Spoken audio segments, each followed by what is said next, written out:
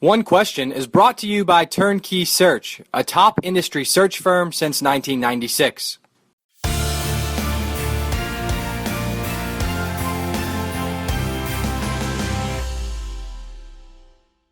After you guys defeated Michigan State in the NCAA tournament just a couple of weeks ago, who was the first person you called, and/or what was the first call you received once the final buzzer sounded? Actually, Matt, it was amazing. My phone was ringing throughout the entire game, and once the game ended, got a phone call from one of our newer, rather large basketball donors.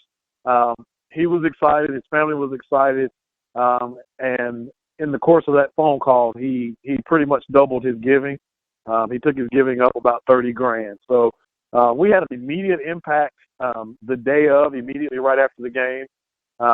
And then we had some additional phone calls that continued to come in that day and the next day. And I kind of huddled up with my team and said, how do we leverage this? How do we begin to try to capture what we can while people are excited? And we came up with our Next Level campaign. And basically what we did is for people who made a decision at that point in time throughout that weekend to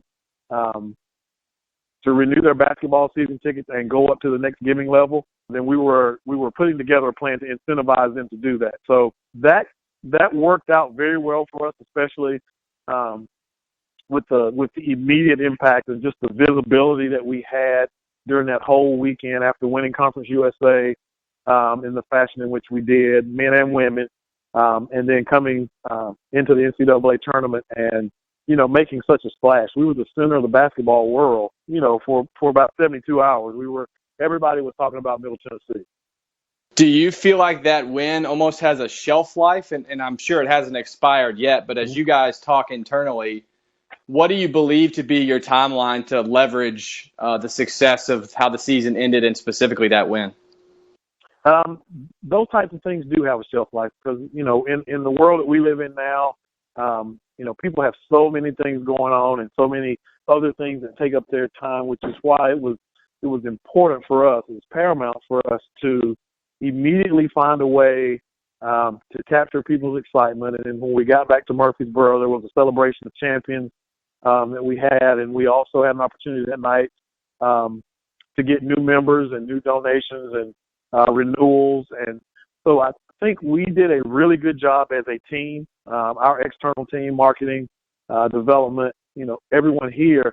We did a great job of putting things together that would pull the community in. And that's one of the things that we've been working really hard on. Our new marketing team has been working really hard on is engaging our community in a greater way than it's ever been leveraged, engaged here in the Murfreesboro area. So, things like this, people support winners, and we get that. And we're excited that we have an opportunity to put such a good product in front of the city of Murfreesboro this year, and we got us 2 championships. So we're real excited about that. So yes, to answer your question, yes, we do feel like these types of things have a shelf life because people are actually on to the next one. Like, what's next?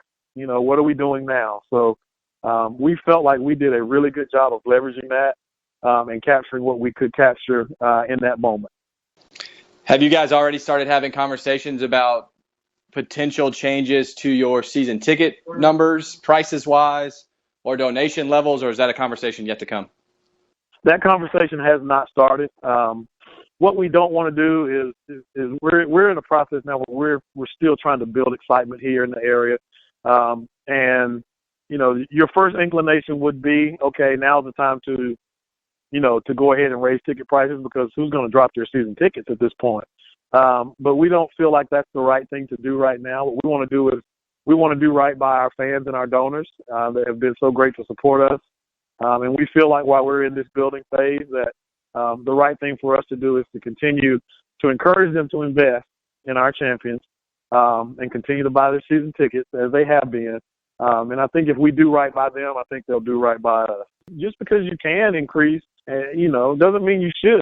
We have to make decisions that are right for us and things that are in the best interest of our community. And, we feel like right now that doing right by our community is not, jacking up the prices because we know we can't. Do you feel like, or is there a sentiment internally?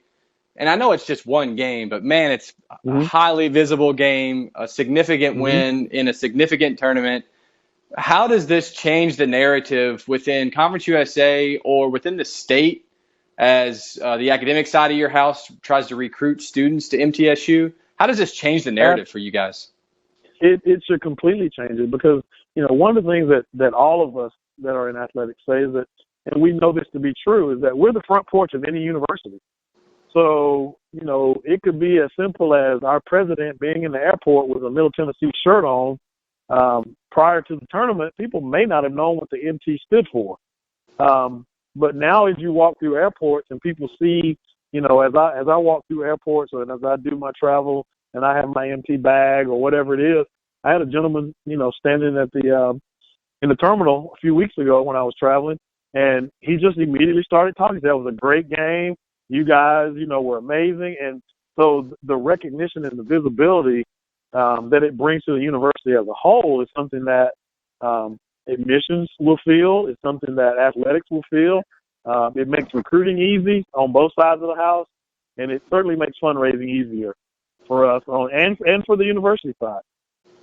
Is there consideration for you guys about maybe some capital projects that you can fast forward?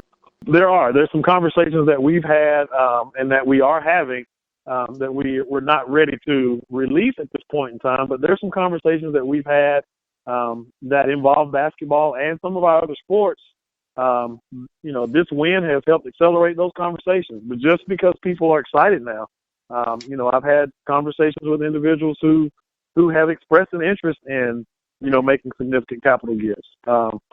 So again, anytime there's success within the department, whether it's any of our teams, anytime any of our teams have success, the trickle effect of that can be felt throughout the entire department and across campus. And that's today's One Question, brought to you by Turnkey Search, a top industry search firm since 1996. One Question is designed to give D1 Ticker subscribers valuable insights on how executive leaders in college athletics think about key issues on their respective campuses, in their departments, or within their leagues and conferences. One Question is brought to you by Turnkey Search, a top industry search firm since 1996.